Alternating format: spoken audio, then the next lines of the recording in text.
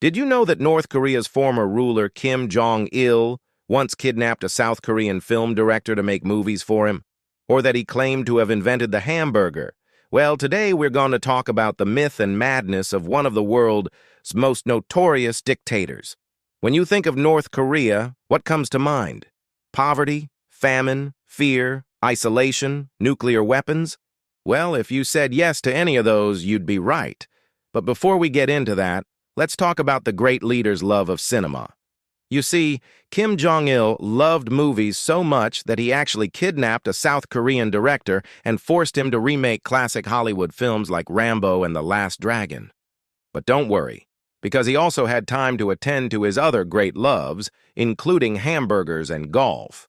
In fact, he was so good at golf that he hit 11 holes in one on his very first time playing the game. Okay. Maybe that last one isn't true, but it's just one of many examples of how this dictator lived in a world of his own making. You see, Kim Jong-il ruled North Korea from 1994 to 2011, taking over after his father, Kim Sung, who had founded the communist state of Juche, or self-reliance. Kim Jong-il was known as the dear leader, even though there was nothing dear about him or his regime. He ruled with an iron fist, executing anyone who dared defy him. And he kept his people in line with the help of his massive propaganda machine. I mean, the guy literally had a cult of personality. But propaganda and personality only get you so far. You also need to stay in power.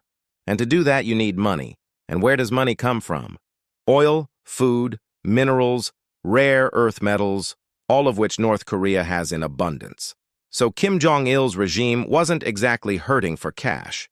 But despite the country's wealth, its people were starving.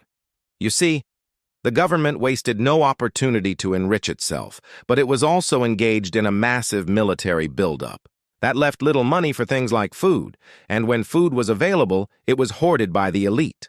As a result, millions of North Koreans starved to death. But hey, at least they weren't bored. After all, Kim Jong-il's propaganda machine was churning out films like The Sea of Blood, which depicted him as a brilliant military strategist. So while he may not have been a great golfer, he was a great movie star. What do you think? Could you survive a day in North Korea? Let me know in the comments below. And if you want to learn more about the Hermit Kingdom, stay tuned for more Crazy World Leaders episodes.